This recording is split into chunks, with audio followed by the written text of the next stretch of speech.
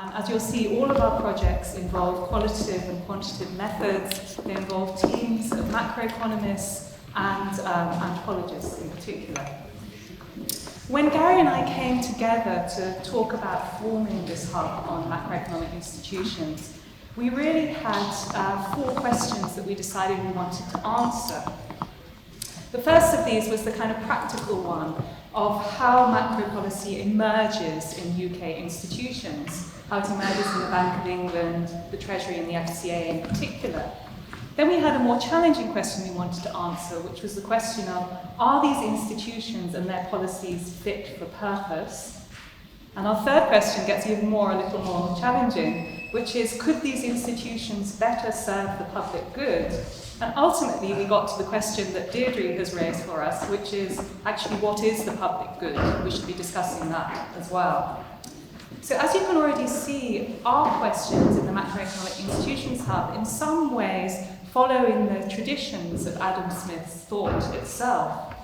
They're linked in many ways to Adam Smith's original project in their focus on the question of institutions, justice and morality, which of course he explored both in the Moral Sentiments and the Wealth of Nations.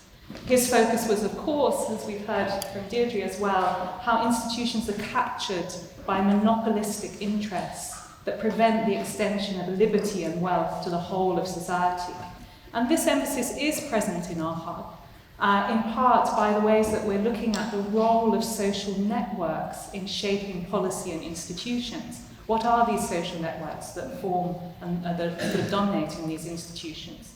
But we've also deepened Adam Smith's original questions by looking at and taking from other social sciences apart from economics, in particular from the traditions of anthropology and sociology. So how do those disciplines deepen Adam Smith's original thoughts and emphasis?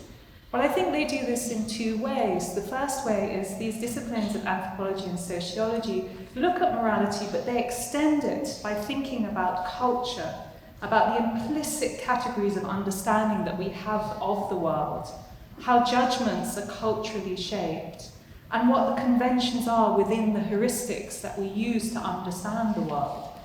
And so in this way, our approach deepens Adam Smith's focus on morality. And of course, in this context, we're looking at these cultures within macroeconomic institutions themselves. We also deepen Adam Smith's approach by looking not just at society and prosperity in society, but at social relations. And what I mean by that is, in particular, the dynamic interaction over time between institutions and society, in this case macroeconomic institutions, and what are actually the macro effects of these long-term social relationships between macro institutions and society.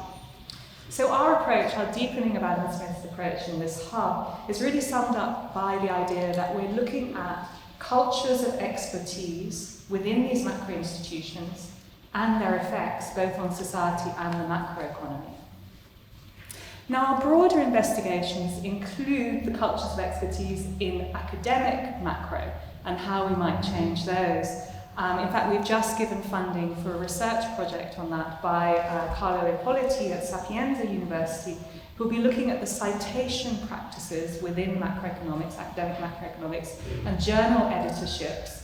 And is doing a quantitative and qualitative study of that in UK macroeconomics to look at whether these citation practices produce what we might call citation cartels that create a monoculture of intellectual ideas. So we're looking at academic institutions. And we're also planning a study group, which is a kind of investigation together with a group of people on the effects of REF procedures, Research Excellence Framework procedures, on the monocultures within macroeconomics. But today our focus is not on academic macroeconomics. Today our focus is on institutional cultures of expertise and their effects. And we're going to be hearing from 2 projects, one run by John Montgomery and Ryan Davey, and the other by Elisa van Weyenberger. John and Ryan's project focuses on the household and consumer debt in particular, and Elisa's focuses on the frontiers of infrastructure financing policy.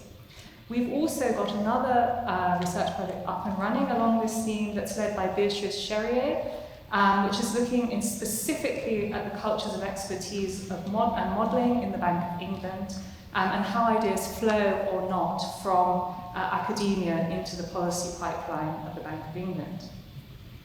So there's a whole rich range of projects that we're supporting.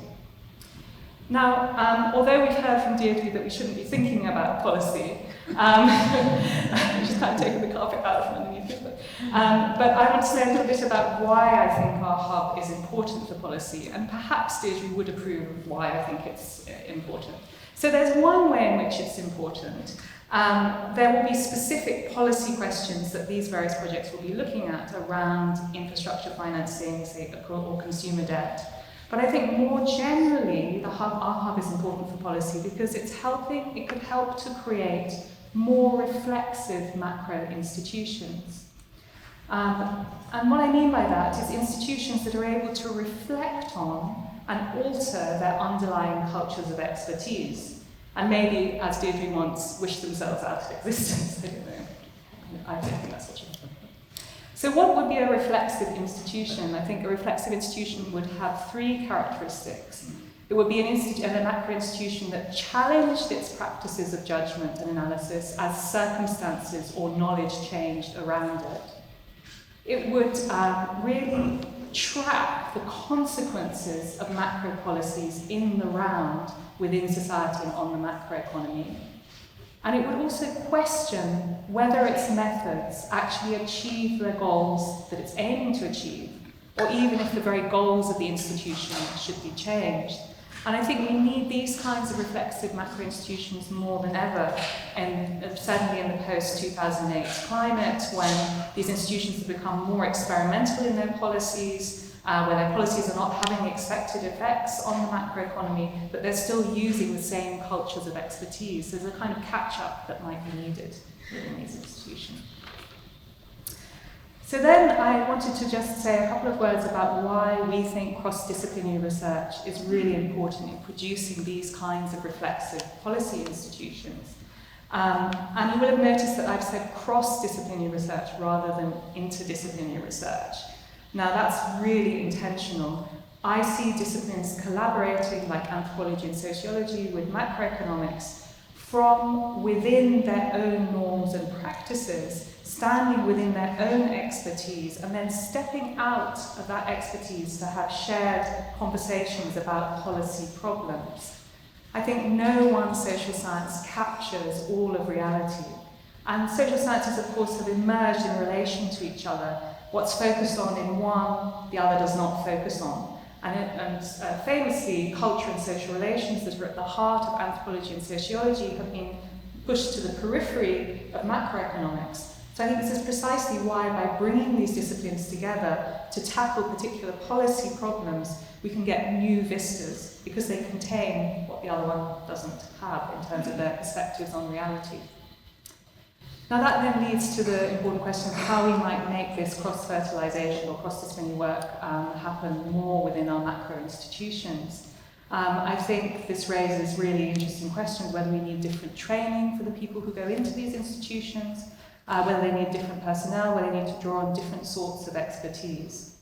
But ultimately, I think these cross-disciplinary research and these reflexive institutions might lead us to reconsider the goals and purpose of these economic institutions themselves. It might get us back to the public good question and debating that, the big idea of what these institutions are for. And in fact, we'll be exploring that theme in a workshop in March on central bank mandates. We're going to be holding jointly with the Finance Hub.